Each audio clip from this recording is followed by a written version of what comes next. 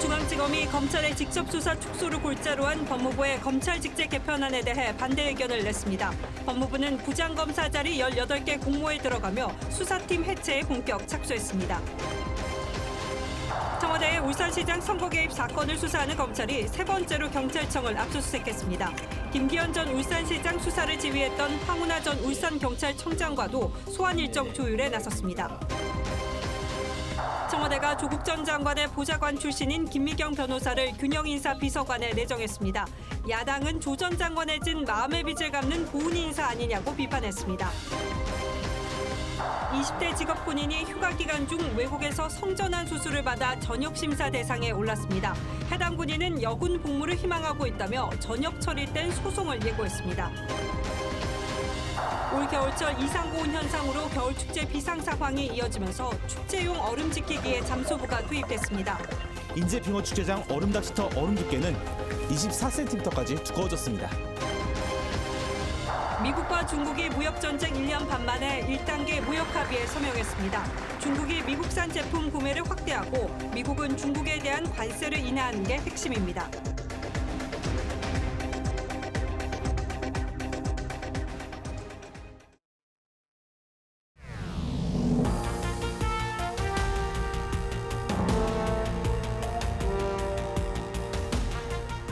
여러분 안녕하십니까? 뉴스9의 신동욱입니다.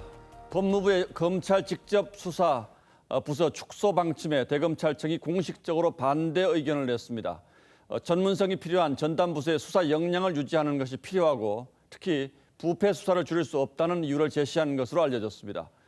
윤석열 검찰총장이 특별수사단을 꾸릴 때 법무부의 사전 승인을 받도록 한 것에 대해서도 신중하게 하는 게 좋겠다며 반대 의사를 전했습니다. 법무부는 개의치 않겠다는 입장입니다만 무엇보다 이번 반대 결정에는 부장검사급의 반발이 결정적이었던 것으로 알려져 파장이 만만치 않을 것으로 보입니다. 조정린 기자가 오늘은 먼저 보도하겠습니다. 대검찰청은 직접 수사 부서를 대폭 축소하겠다는 법무부 직제 개편안에 반대 의사를 분명히 했습니다. 형사와 공판부를 강화하는 취지엔 공감하지만 전문성이 필요한 전담 부서의 경우 신속하고 효율적인 범죄 대응을 위해 남겨둬야 한다고 했습니다. 반부패 수사부와 공공수사부 등이 줄어들 예정인 서울중앙지검 부장검사들의 반대 의견이 높았던 것으로 전해집니다. 제출된 의견서엔 국가 부패범죄 대응력이 약화돼선 안 된다는 취지의 이유가 담긴 것으로 전해졌습니다. 법무부의 직접 수사부서 축소 시도에 대한 중간 간부들의 불만이 반영됐다는 해석도 나옵니다. 검찰총장이 특별수사단을 설치할 때 사전 승인을 받으라고 추미애 법무장관이 지시한 것에 대해서도 긴급한 현안 대응을 위해 기관 운영의 자율권을 보장하고 있는 행정기관 운영 원리 등을 고려해 신중하게 검토하는 게 좋겠다는 의견을 제출했습니다. 하지만 법무부는 대검 의견서를 접수받기도 전에 부장검사급 15개 자리 내부 공모를 진행했습니다. 기존 안대로 강행할 가능성이 높다는 관측이 나옵니다. 법무부는 이르면 오는 21일 국무회의에 직제 개편안을 상정할 것으로 전망됩니다. TV조선 조정른입니다. 예, 이처럼 검경 수사권 조정에 대한 논란이 끊이지 않고 있고 특히 여권에서 다음은 경찰개혁이라는 말까지 나오고 있는데 경찰 수뇌부 회의에서는 이런 분위기와는 사뭇 다른 주장들이 나왔습니다. 검찰이 독점하고 있는 영장 청구권을 확보하기 위해서는 이제 개헌이 필요하다고 했다는 겁니다. 백연상 기자가 취재했습니다. 검경 수사권 조정안이 통과된 지 이틀 만인 어제 법안 통과 후속 조치를 주제로 전국 경찰 지휘부 화상회의가 열렸습니다. 새로운 수사 구조가 현장에 안착할 수 있도록 철저히 대비해 나갑시다. 이 회의에선 장기적으로 헌법상 검사의 독점적 영장 청구권을 삭제할 필요가 있다는 내용의 경찰청 자료가 사용됐습니다. 현재 우리나라 헌법은 검사만 영장을 청구할 수 있는 권한을 인정하고 있습니다. 전국 경찰 지휘부가 모인 자리에서 개헌이 언급된 겁니다.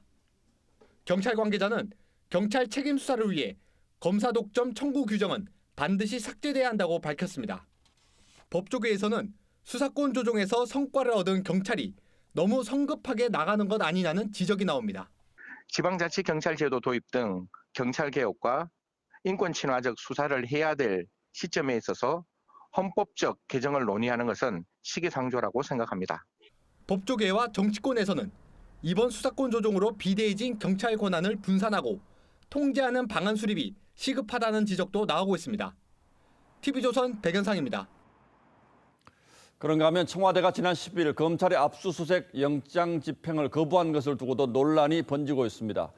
특히 법원 내부에서 영장 집행을 청와대가 거부하는 건 법치를 부정하는 것이란 말이 나왔고, 이럴 거면 구속영장에도 불응할 수 있겠다며 청와대를 직접 비판하기도 했습니다. 이어서 배상윤 기자가 보도합니다. 청와대처럼 피압색 기관이 법원 발부 영장이 특정되지 않았다는 이유로 압색을 거부하면 어떤 방법으로 제재해야 할까요? 소장파 판사 중심인 온라인 익명 카페 이판사판 야단법석에 오른 글 일부입니다. 해당 글을 작성한 판사는 울산시장 선거 개입 의혹 관련 청와대의 압수수색 거부에 사법부의 입장 표명이 필요하지 않을지를 묻기도 했습니다. 이 글엔 계속 영장 집행을 거부한다면 위헌, 위법한 행동으로 볼 수 있지 않겠냐는 댓글이 달렸습니다. 법치를 스스로 부정하는 것이라면서 나중엔 구속영장도 불응한다고 하겠다며 청와대를 직접 비판한 댓글도 있었습니다. 반면 현 정부 들어 유난히 공공기관에 대한 압수수색이 잦다며 검찰권 행사를 문제 삼는 글도 올라왔습니다. 하지만 해당 글 작성자 역시 정권 교체 이후 적폐 수사 역시 직권남용의 남용이었다며 정권을 잃으면 어떻게 되는지를 똑똑히 보여줬다는 점에서 정치를 더욱 살벌하게 하고 공직사회를 극도로 불안정하게 했다고 지적했습니다. 검찰은 지난 10일 빈송복귀 이후 청와대 측에 자료 제출을 요구하며 협의를 계속 진행하고 있다고 밝혔습니다. TV조선 배상윤입니다.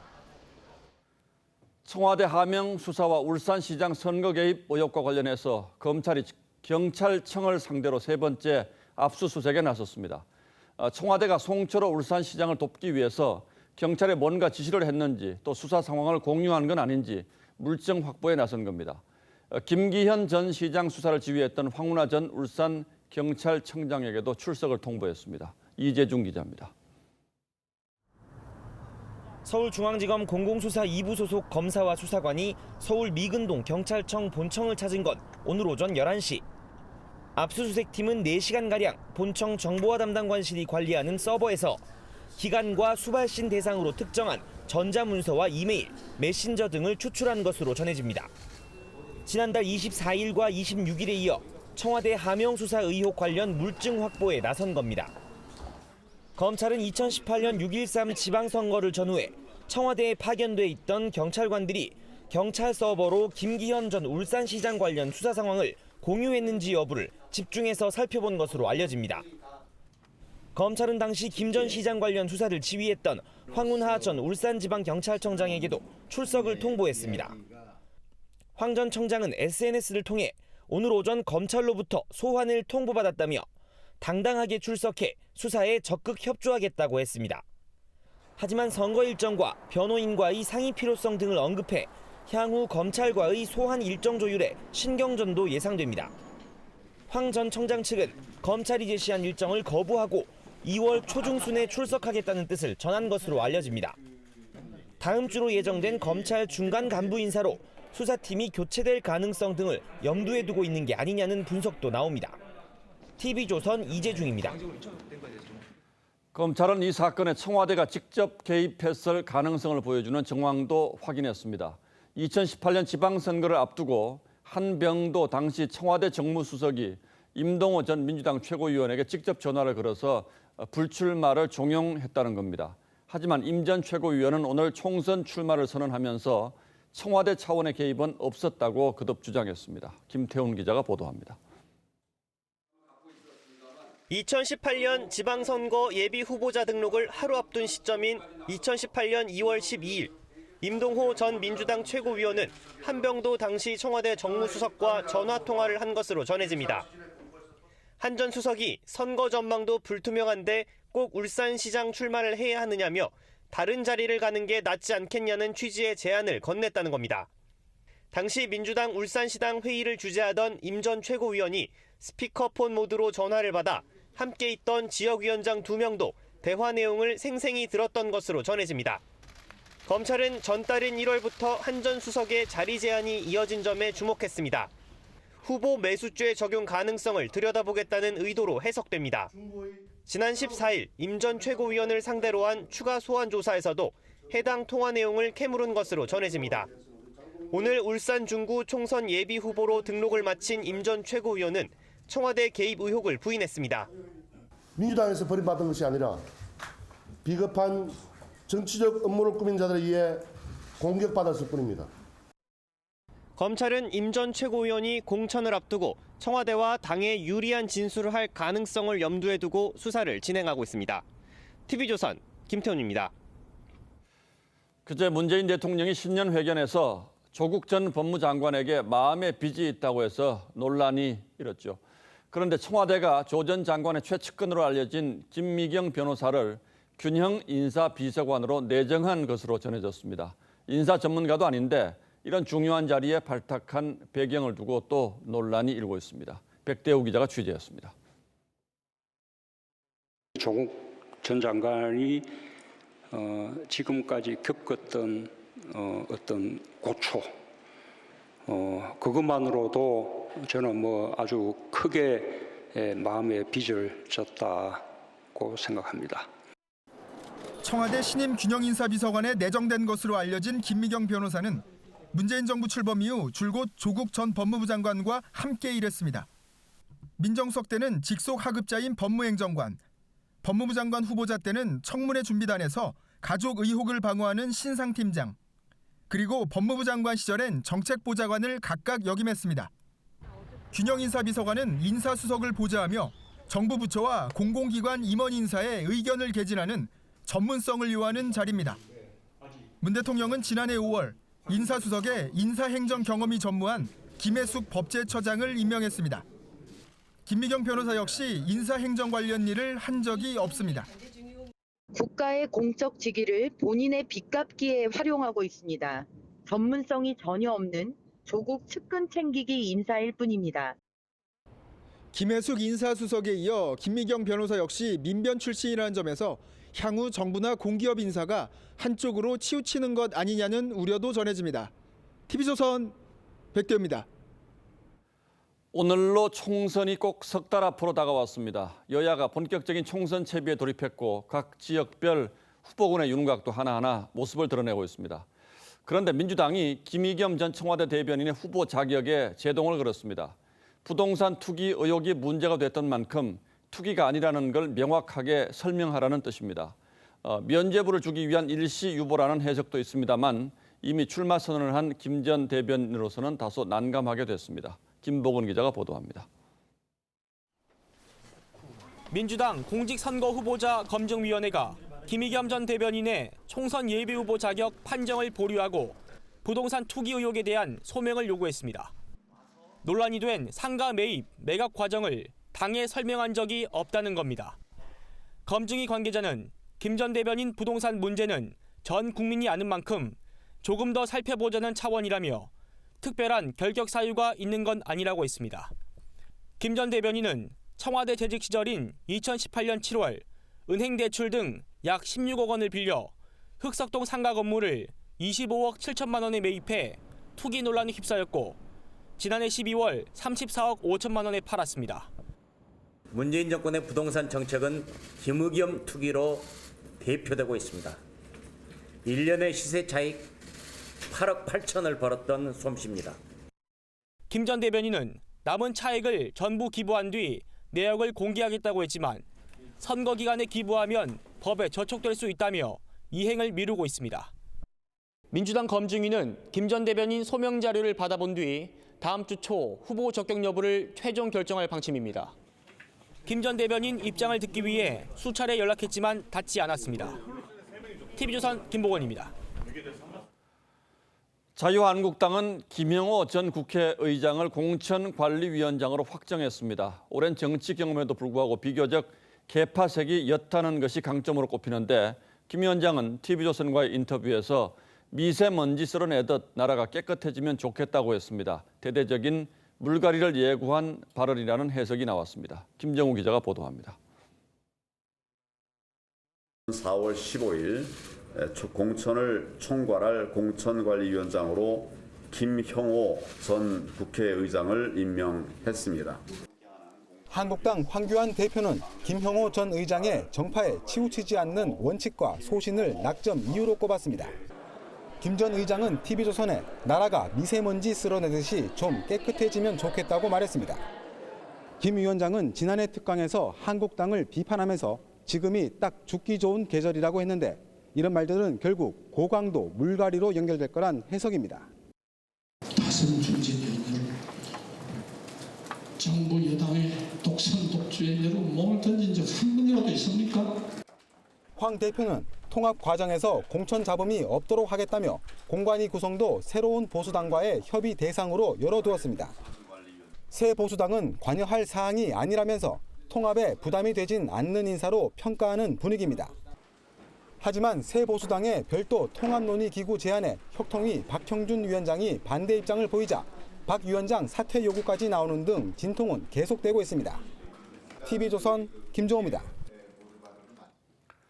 이런 가운데 공영방송들의 정치 관련 보도들이 잇따라 불공정 시비에 휩싸였습니다. 중앙선관위가 KBS 보도와 관련해서 여론조사 기관에 총선 관련 질문이 편향됐다는 지적을 했고 MBC는 사실관계가 다른 보도 때문에 자유한국당으로부터 1억 원의 손해배상 청구 소송을 당했습니다.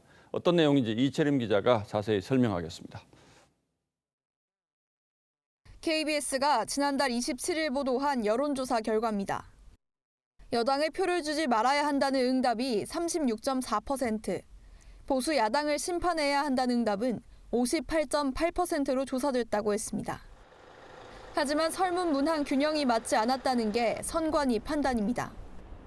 야당에 대한 문항은 자기 반성 없이 정부 발목만 잡는 보수 야당에 표를 주지 말아야 한다는 주장에 어떻게 생각하냐고 돼 있습니다. 반면 여당에 대해선 정부 실정 심판을 위해 여당에 표를 주지 말아야 한다는 주장에 어떻게 생각하냐고 물었습니다. 두 문항의 단어 선택이나 어감에 차이가 있다는 겁니다. 선관위는 여론조사 업체에 공직선거법 준수 촉구 명령을 내렸습니다. KBS는 별도의 입장이 없다고 했습니다. MBC는 지난 9일 자유한국당의 비례정당인 비례자유한국당에 전화를 걸면 한국당에 연결된다고 보도했습니다. 대표 번호로 전화를 하면 자유한국당이라는 안내음이 흘러나왔습니다. 취재기자가 번호를 잘못 눌러 자유한국당으로 전화를 걸고 비례자유한국당으로 연결됐다고 보도한 겁니다. 상식적으로 납득이 되지 않습니다. 사전 선거 운동입니다. MBC는 취재기자와 전화를 받은 한국당 상담원 모두 실수했다면서도 해당 보도는 삭제했습니다. 자유한국당은 1억 원의 손해배상을 청구했습니다. TV조선 이채림입니다. 청와대 출신 인사 40여 명이 이번 총선 예비 후보에 등록하면서 문재인 대통령 마케팅 논란이 일고 있습니다. 밀려드는 청와대 인사에 민주당 내에서는 친문 감별사가 등장할 판이란 말이 나왔고 동시에 청와대 업무 공백 우려도 커지고 있습니다. 오늘의 포커스는 청와대 사람들의 출마 러쉬에 맞췄습니다. 고민정 청와대 대변인과 유성화 춘추관장이 어제 총선에 막차에 올랐습니다. 현재까지 민주당 예비 후보로 등록한 청와대 출신 인사는 40명, 수석급 4명, 비서관급 13명, 행정관급 21명 등입니다. 향후 출마자 수가 늘어날 가능성도 나오는데 이는 이명박, 박근혜 청와대와 비교해 이례적으로 많습니다. 지역구 3분의 1에 육박한 청와대 출신들이 몰려들자 민주당은 특혜 논란 차단에 나섰습니다. 청와대 출신이라고 해서 특혜가 있거나 불이익이 있거나 그렇게는 안 하고 공천 룰에 따라서 엄격하게 시행을 해나갈 생각입니다. 총선을 주의하는 양정철 민주연구원장은 청와대 출신들은 더 가혹하게 검증하겠다고 한 것으로 전해집니다. 문재인 대통령 프리미엄은 없다고 선을 그은 건데 과연 그럴까요?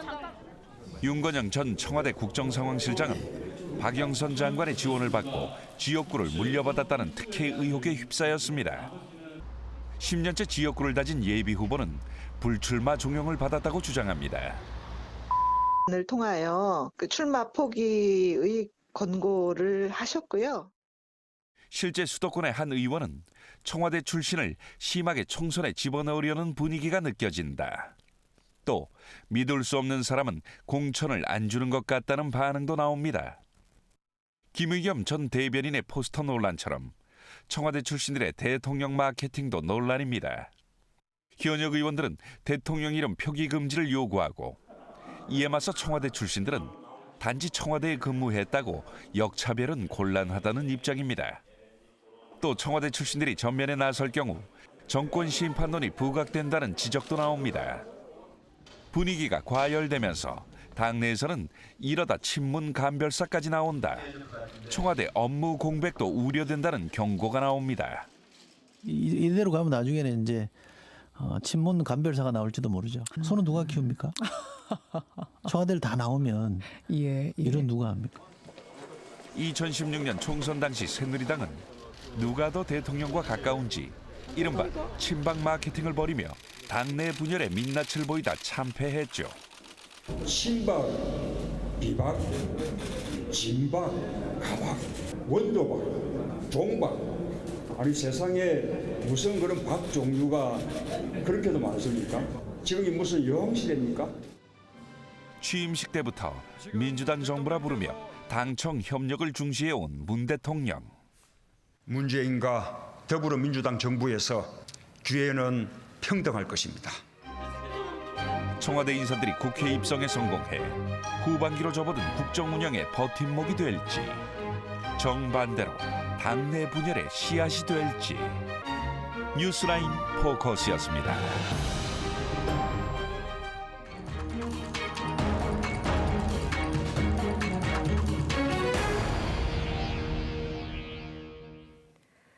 현직 20대 직업군인이 휴가 중 남성에서 여성으로 성전환 수술을 받은 뒤 전역 심사 대상에 올랐습니다. 해당 군인은 여군으로 복무를 하고 싶다는 입장인데 사상 초유의 상황에 이 관련 규정도 없는 터라 국방부의 고민도 큽니다. 여러분의 생각은 어떠십니까? 이태영 기자가 시민들의 생각도 들어봤습니다. 지난해 12월 경기도 모 부대에서 전차 조종수로 복무하던 A 하사는 소속 부대 허가를 받고 성전환 수술을 위해 태국으로 출국합니다. A 하사는 규정에 따라 소속 부대에 보고했고 군 관계자는 성전환 수술을 하면 현역 생활을 못할 수 있다고 알렸습니다. 수술 뒤 여성이 된 A 하사는 여군으로 편제돼 원래 직무를 계속하겠다는 뜻을 밝혔습니다. 그러나 군은 의무심사에서 성별이 바뀐 A 하사에 대해 심신장애 3급 판정을 내렸습니다. 육군은 다음 주 전역심사위원회를 열고 A 하사의 전역 여부를 결정할 방침입니다. A 하사는 전역 결정이 내려지면 불복 소송을 제기할 생각입니다. 국방부는 난처합니다. 현행 법령상 성전환자를 성주체성 장애로 취급하고 있지만 복무 중인 군인의 성전환에 대한 규정이 없기 때문입니다. 현역에 관한 규정이 없는 상황이잖아요. 새로 규정을 만들어서 하는 부분에 대해서는 추가적으로 저희가 논의가 필요할 것 같고. 시민들의 의견도 엇갈립니다. 나는 반대야. 왜냐면 남자라서 군대 갔잖아. 성별이 바뀌었다고 해서 직장을 잃거나. 국군 창설 이후 유례없는 일이 벌어지면서 군의 전역 결정 여부에 따라 사회적 파장이 만만치 않을 것으로 보입니다. TV조선 이태영입니다. 휴대전화 해킹을 당한 뒤 개인정보가 담긴 문자 메시지가 유출된 배우 주진모 씨가 문자 속에 등장하는 피해자들에게 사과했습니다. 또 주 씨는 불법 촬영 등 부도덕한 짓은 하지 않았다며 해킹 협박범들을 고소했습니다. 황병준 기자입니다. 배우 주진모 씨가 소속사를 통해 공개한 입장문입니다. 피해를 입고 있는 지인과 팬들에게 죄송하다는 내용이 담겨 있습니다.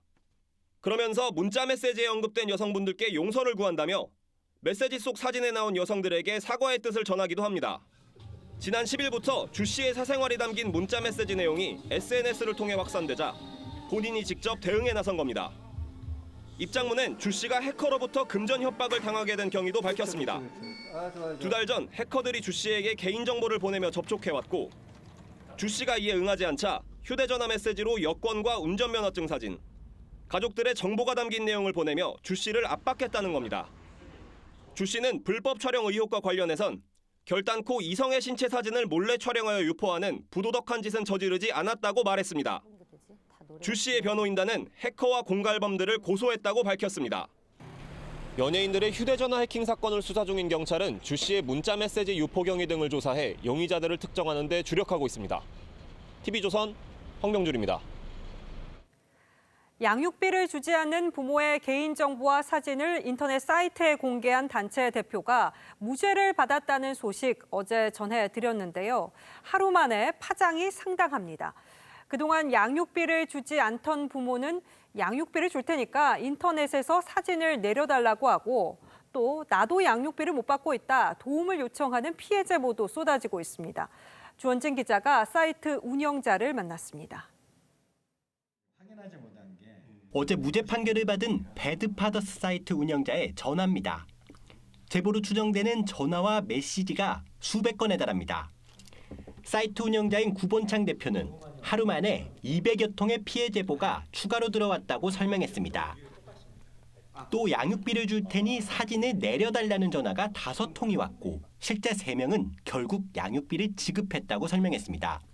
본인이 능력이 안 돼서 못 해줬던 거고 이제 해결하길 원한다 이런 내용들이죠. 접수된 제보는 양육비 관련 판결문과 본인 확인 등을 거쳐 사이트에 신상을 공개할 계획입니다. 하루 만에 분위기가 달라지긴 했지만 신상이 공개된 나쁜 엄마 아빠 가운데 100여 명은 사이트에 여전히 남아 있습니다. 양육비 지급을 강제할 수 있는 관련 법안 10여 개가 2년째 국회 문턱을 넘지 못하고 있습니다. 법안으로 만들어져 있는 건데 아직까지 통과가 하나도 되지 않았죠. 특히 미국 같은 데에서는 아동 학대로 보고 형사처벌까지 하는 게 있는데 양육비 문제를 완전히 해결하기 위해서는 관련법 개정이 시급하다는 지적이 나오고 있습니다. TV조선 주원진입니다. 건조한 겨울철엔 손이 가게 되는 것 중 하나가 수분크림이죠. 이 한국소비자원 분석 결과 브랜드에 따라 가격이 최대 7배 이상 차이 나는 등 꼭 비싸다고 성능이 좋은 것만도 아니었습니다. 어떤 제품이 가격 대비 좋은지 확인도 가능합니다. 권용민 기자의 보도입니다. 화장품 매장 진열대에 수분크림이 가득합니다. 다양한 브랜드의 형태도 제각각이라 뭘 골라야 할지 고민입니다. 쫀쫀한 크림도 있고 부드러운 크림도 있고 아무래도 아직은 제가 가격 너무 비싼 건 좀 못 쓰고 아무래도 좀 가성비가 있는 제품으로. 한국소비자원이 가장 많이 팔리는 수분크림 10개를 비교 분석했더니 제품별 성능 차이가 뚜렷하게 나타났습니다. 피부의 수분 함유량을 알아보는 보습력 실험. 크림을 바르고 30분 뒤엔 10개 가운데 8개가 매우 우수 등급을 받았습니다. 하지만 4시간이 지나자 매우 우수 제품이 5개로 줄었습니다. 제품 10ml당 가격은 1,467원에서 1,800원으로 최대 7배 넘게 차이가 나지만 가격이 저렴한 국산 제품도 비싼 수입산 못지않은 보습력을 기록했습니다. 제품을 구매할 때는 보습력, 사용감, 가격 등을 종합적으로 고려하여 선택할 필요가. 중금속과 합성 보존제, 수소 이온 농도 등 안전성 측면에서는 모든 제품이 기준에 적합했습니다. 자세한 제품명과 실험 결과는 소비자원 홈페이지에서 확인할 수 있습니다. TV조선 권용민입니다. 올 겨울 이상 고온 현상으로 겨울 축제장이 비상이라고 전해드렸는데요. 결국 강물에 인공 눈을 뿌려 수온을 낮추는 작업에 들어가는가 하면은 축제용 얼음 지키기에 잠수부까지 투입됐습니다. 따뜻한 겨울이 반갑지 않은 사람들을 이승훈 기자가 만났습니다. 잠수부들이 차가운 강물로 입수합니다. 물속에서는 비닐 장막을 따라 모래 주머니를 놓는 작업이 진행됩니다. 얼음이 빨리 얼도록 물의 흐름을 막는 일입니다. 상류에서는 중장비가 인공 눈더미를 하천에 쉴 새 없이 쏟아붓습니다. 최대한 좀 수온이 좀 떨겨서 계속 낮에도 좀 얼음이 붙을 수 있도록 여건을 만들어줘서요. 얼음을 사수하려는 노력 덕분에 8cm까지 줄었던 얼음 두께는 16.5cm로 2배 늘었습니다. 나흘째 몰아친 강추위도 한몫했습니다. 외곽으로 좀 분산시키고 이런 작업에서 물이 안정화돼서 얼은 거죠. 한파도 있고. 빙어 축제가 열리는 인제 소양호도 꽁꽁 얼었습니다. 얼음 낚시터에 구멍을 뚫어 얼음 두께를 점검하며 막바지 준비에 한창입니다. 최근 이어진 강추위로 인해 이렇게 인제빙어축제장 얼음낚시터 얼음 두께는 24cm까지 두꺼워졌습니다. 얼음낚시 안전기준인 20cm보다도 두껍습니다. 지금 최근 3, 4일 전부터는 영하 10도 이하로 떨어지는 바람에 저희가 얼음이 잘 얼고 있어서 5천억 원대의 경제 효과가 예상되는 강원도 겨울축제. 이상 고온 현상을 딛고 예년의 명성을 찾을지 주목됩니다. TV조선 이승훈입니다. 예, 다음 뉴스입니다. 새로 취임한 정세균 총리가 부동산 문제는 법과 제도 하에서 매끄럽게 해야지 우격다짐으로는 안 된다고 했습니다. 강기정 정무수석 등 청와대 인사들의 부동산 관련 발언을 우회적으로 비판한 것으로 보입니다. 차정성 기자가 보도합니다. 취임 후 처음으로 기자실을 방문한 정세균 총리는 문재인 대통령이 말했던 집값 원상복귀의 보관으로 투기 근절을 꼽았습니다. 정 총리는 집은 투자의 대상이 돼서도 안 된다며 부동산 투기는 국가 경쟁력을 떨어뜨리는 일이라고 했습니다. 정 총리는 그러면서 부동산 문제 해결은 법과 제도 하에서 하는 것이지 우격다짐으로만 되는 일은 아니라고 했습니다. 어제 부동산 투기를 막겠다며 위헌적 요소가 큰 주택매매 허가제 도입 필요성을 언급한 강기정 정무수석 발언을 우회적으로 비판한 것입니다. 청와대 인사가 부동산 대책을 발표하는 방식에 대해선 취임 이틀 됐는데 잘못했다 할 수 있겠냐면서도 좀 더 매끄럽게 하면 좋겠다고 했습니다. 강 수석의 주택매매 허가제 언급에 대한 비판이 확산되자 민주당도 진화에 나섰습니다. 허가제 같은 경우는 굉장히 강한 국가 통제 방식인데 그런 건 시장 경제에서는 적절하지가 않습니다. 이 대표는 주택매매 허가제가 당과 협의된 사항이 아니라고 했습니다. TV조선 차정승입니다. 이른바 타다금지법 입법 움직임에 불법 렌터카 영업 혐의로 재판을 받고 있는 이재웅 쏘카 대표가 공개 반격에 나섰습니다. 택시 산업을 과도하게 보호하는 것이 올바른 정책 방향인지 의문이라며 타다에 대한 각종 비판을 조목조목 반박했습니다. 정준영 기자가 취재했습니다. 모자 달린 티셔츠 차림으로 마이크를 잡은 이재웅 쏘카 대표. 타다 금지법에 대해 처음으로 공개석상에서 쓴소리를 쏟아냅니다. 타임머신을 타고 미리 알아서 법을 만들어 놓지 않은 이상 그 법에서 넘어서는 실험은 있을 수 없는 거니까요. 그런 면에서 저는 정부의 포괄적 네거티브가 맞는 건데. 이 대표는 또 SNS를 통해 정보 공개 청구로 확보한 자료를 제시하며 서울 개인 택시는 지난해 역대 최대 매출을 올렸다고 밝혔습니다. 타다 때문에 택시가 피해를 본 게 없다는 겁니다. 또 혁신 성장이 정부의 주요 공약인데 택시를 과도하게 보호하는 것이 올바른 방향인지 의문이라고 덧붙였습니다. 과도하게 보호하게 되면 다른 산업들이 그 미래를 만들어낼 수 있는 그런 산업들이 잘 나올 수 없는 것이 아닌가. 타다 금지법의 국회 법사위 통과가 지체된 가운데 문재인 대통령은 신년 기자회견에서 타다를 언급하며 힘을 실어준 바 있습니다. 택시 하는 분들의 어떤 이익을 최대한 보장하면서 또 타다 같은 새로운 보다 혁신적인 영업들이 진출할 수 있도록 최선을 다하겠습니다. 타다 금지법 입법 여부와 함께 이재용 대표의 불법 렌터카 영업 혐의에 대한 법원 판결이 공유 경제에 향배를 가늠할 전망입니다. TV조선 정준영입니다. 아주대 이국종 교수에게 욕설을 한 녹음 파일이 공개돼 논란이 벌어지고 있는 것과 관련해서 아주대 의대 교수회가 유희석 의료원장의 사과와 사임을 요구하고 나섰습니다. 의료계에서는 터질 게 터졌다는 반응도 있다고 하는데 오늘은 이번 사태의 배경을 좀 따져보도록 하겠습니다. 자, 강동훈 기자. 예. 아주대 의대 교수들이 성명서를 낸 겁니까? 네, 성명서까지는 아니고요. 이 아주대 의대 교수의 소식지 형식으로 한 겁니다. 핵심은요, 욕설을 한 유 원장이 사임을 해야 된다, 이 내용입니다. 병원 내에서는 이게 오래된 갈등이다 이런 얘기도 있는데 예. 결국 교수들이 그럼 이국종 교수의 편에 섰다 뭐 이런 얘기인가요? 그건 아닙니다. 이 아주대 교수회가 지적하는 부분은요, 이 원장이 교수에게 욕설을 한 원인이 아닌 그 행위만 본 겁니다. 들어보시죠. 사람들이 보는 시각이 서로 다 다를 수 있거든요. 개인적인 문제인지 시스템의 문제인지 그거에 대해서는 터치하고 싶은 생각은 없고 의료원장이 일개 교수할 때 포원을 했다. 이 상황, 그거에만 포커스를 딱 하는 거고. 자, 어쨌든 유희석 원장과 이국종 교수의 사이가 그동안 원만치 못했던 건 사실이군요. 그럼. 예, 이 갈등이 굉장히 많았습니다. 이 두 사람은요, 외상센터 운영 방식 그리고 의료진 배치, 이 닥터 헬기 이송 범위 등을 놓고 의견 충돌이 굉장히 컸다고 합니다. 예. 이 공개된 욕설 녹취 파일은요, 4, 5년 전 걸로 알려지고 있는데 이 두 사람의 갈등은 그 과거에도 그리고 현재도 진행 중입니다. 이 교수는 자신이 하는 일에 이 병원과 갈등이 많았다는 사실을 지속적으로 알려왔었습니다. 들어보시죠. 일련의 문제들 때문에 저희 병원장님께서 굉장히 격노하셨고요. 제가 그저께도 병원장님 실에서 2시간 동안을 불려가 있었고 어저께도 한 1시간 반. 자, 이 교수는 일련의 문제들이라고 표현을 했는데 구체적으로 어떤 의견 충돌이 있었다는 겁니까? 그러니까 여러 가지 문제가 있었겠지만 가장 큰 문제는 역시 경제적인 문제겠죠.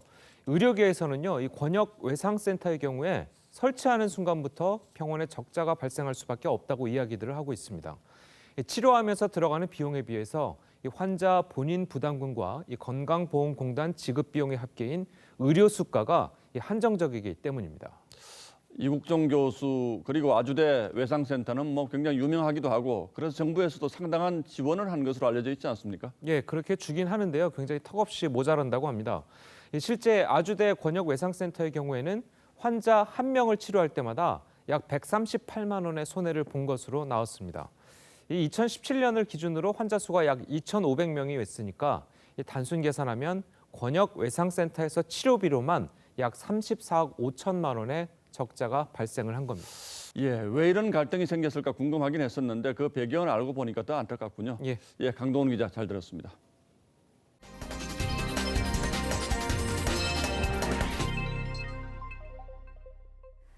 미국과 중국이 1단계 무역 합의에 서명하면서 관세 폭탄으로 무역 전쟁을 벌인 지 1년 반 만에 휴전에 들어갔습니다. 중국이 미국산 제품 구매를 확대하고 미국은 중국에 대한 관세를 인하하는 게 핵심인데 1차 합의문에는 최첨단 산업 분쟁을 상징하는 화웨이 제재 문제 등이 빠져 있습니다.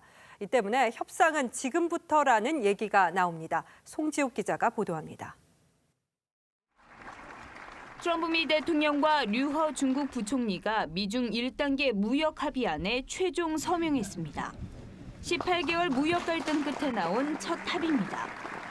Today we take a momentous step, one that has never been taken before with China, toward a future of fair and reciprocal trade as we sign.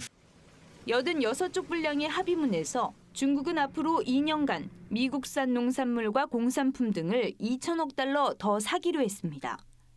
미국은 중국산 제품 1,600억 달러 규모에 대한 관세를 보류하고 1,200억 달러 규모에 붙던 15% 관세도 절반으로 낮추기로 했습니다.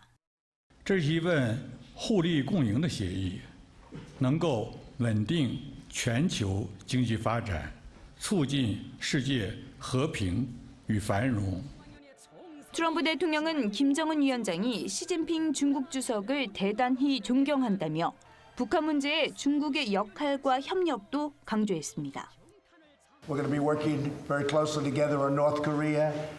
And as I said inside, it's like a world-class chess match or poker match. 양측은 지적재산권 보호와 화웨이 수출 제한 문제 등 핵심 쟁점을 두고 2단계 협상에 돌입했습니다. TV조선 송지욱입니다. 대통령만 네 번째인 푸틴 러시아 대통령이 대통령직 사면임 금지를 포함하는 개헌을 제안했습니다. 그러면서 총리가 강요 임명권까지 가져가는 개헌 작업에 돌입했는데요. 2024년 대통령에서 물러난 뒤에는 총리로서 권력을 유지하려는 의도로 분석됩니다. 김지수 기자입니다. 국정연설에 나선 푸틴 러시아 대통령. 대통령직 사면임 금지를 담은 개헌을 제안했습니다. Обсуждается конституционное положение о том, что одно и то же лицо не должно занимать должность президента Российской Федерации более 2 сроков подряд.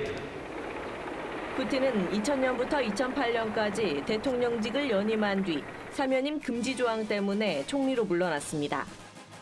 이후 2012년 대선으로 대통령직에 복귀했고 2018년 또 당선됐습니다.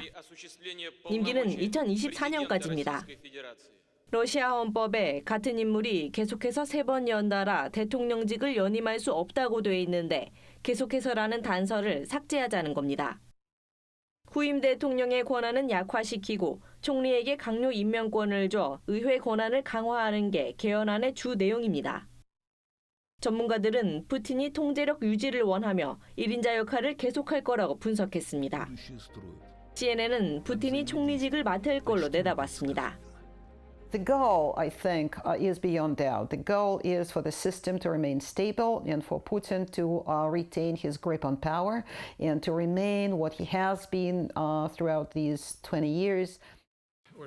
푸틴의 개인 변호사 출신으로 푸틴의 총리 재임 시절 대통령을 지냈던 메드베데프 총리와 내각은 총사퇴했습니다. 푸틴의 영구 집권을 돕고 국민 반발을 달래려는 걸로 보입니다. TV조선 김지수입니다. 입과 눈이 즐거운 공간이 있습니다. 레스토랑에 예술 작품이 들어선 건데요.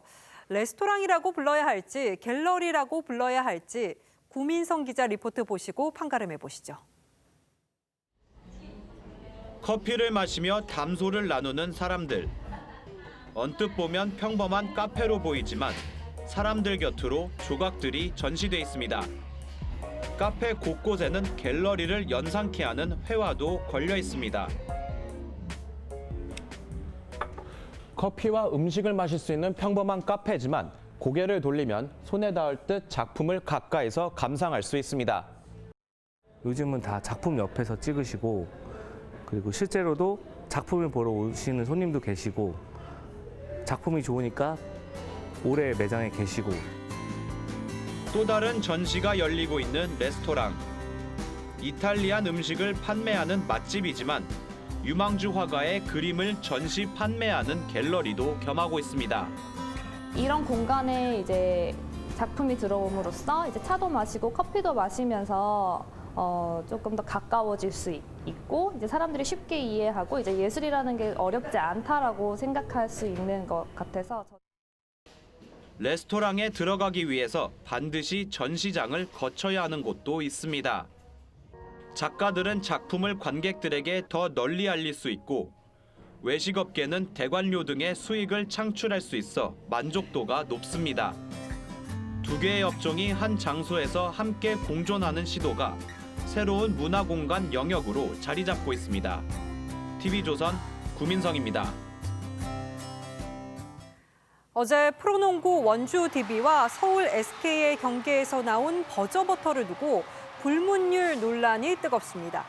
승부가 결정난 경기에서 마지막 공격은 안 하는 게 미덕일까요? 이다솜 기자입니다. 논란은 경기 종료 7초 전에 터졌습니다.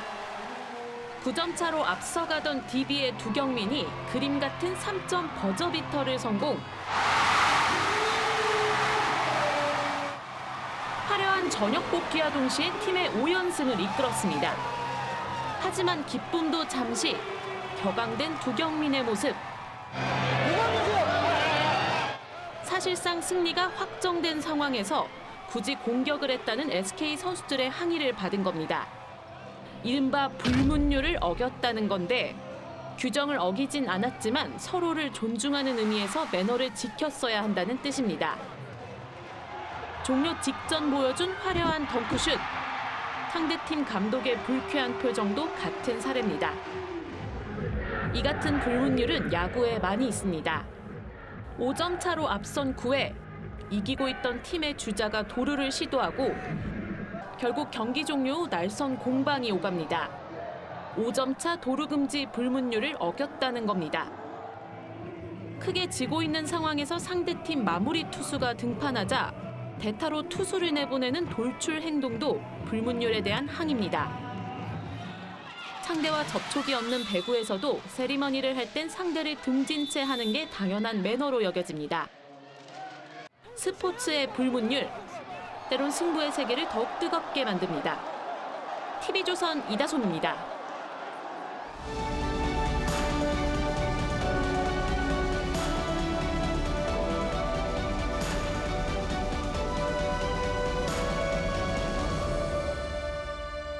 오늘은 무슨 자리다? 야단 법석이다.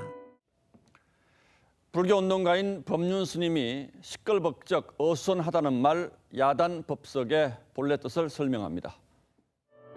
법당 안에서 하면 엄숙하니까 밖에 단을 만들어서 법의 자리를 마련하고 그렇듯 넓은 마당에 법회를 열면 떠들썩하다고 해서 야단 법석이라는 말이 나왔죠. 막다른 길을 가리키는 이판사판도 원래 불교에서 유래한 말입니다. 조선시대 스님들은 수행에 전념하는 이판승과 절살림을 하는 사판승으로 나뉘었습니다. 삭발 출가하면 이판이나 사판 둘 중에 하나를 선택해야 했죠. 하지만 당시만 해도 최하층 신분으로 천대받던 스님이 된다는 것은 이판이든 사판이든 인생을 건 마지막 길이었을 겁니다. 또 아수라장은 악귀 아수라가 벌이는 난장판, 아귀 다툼은 굶주린 귀신 아귀들의 싸움, 아비규환은 두 지옥 아비와 규환의 참상에서 유래했습니다. 거기에 연불보다 제밥도 있죠. 불교가 이렇듯 우리 삶과 정신, 언어에 미친 영향이 그만큼 컸습니다. 총선을 90일 앞둔 오늘은 출마하려는 공직자들의 사퇴 시한이었습니다. 청와대와 정부, 공공기관과 공기업, 공직자들과 일부 법관까지 이판사판의 막바지 갈림길에서 사표를 내느라 야단 법석이었습니다. 그중에 현 정부 청와대 출신 인사만 1원 명을 넘는다는 보도도 있습니다. 총동원령이라도 내리지 않은 이상 과거 이랬던 적이 또 있었는지 기억이 저는 나지 않습니다. 박지원 의원은 대통령의 자녀 임기를 위한 친위부대를 국회에 진출시키겠다는 의도가 아니냐고 했습니다. 청와대 하명수사 의혹과 관련해 수사를 받고 있는 송병기 울산 부시장도 눈길을 끄는 인물입니다. 구속영장까지 청구됐던 주요 피의자여서 의원 면직이 어렵자 어제 울산시가 직권 면직해서 출마의 길을 열어줬다는 얘기도 나왔습니다. 여당 영입설이 나오는 판사들도 사표를 냈습니다. 진보 판사 모임에서 활동하면서 공정한 재판과 사법부 신뢰 회복을 외쳤던 법관들이어서 세간의 시선이 역시 남다른 듯합니다. 총선에 마치 이판사판 올인이라도 하는 듯한 청와대, 또 줄사표를 내는 공직자들을 보면서 공직의 무게가 마치 깃털처럼 가볍게 느껴집니다. 1월 16일 앵커의 시선은 이판사판 야단 법석이었습니다.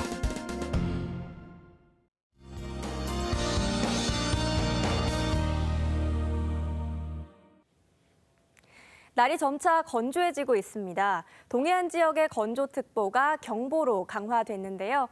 가습기를 사용하시면 적정 습도를 쉽게 맞출 수 있고요. 물도 자주 마시는 게 좋겠습니다. 내일 오전까지는 한파특보가 이어지는 가운데 서울이 영하 5도까지 떨어지는 등 춥겠습니다. 또 중부 지역은 미세먼지가 정체될 수 있는데요. 오후에는 이내 해소되겠고 추위도 차츰 풀리겠습니다.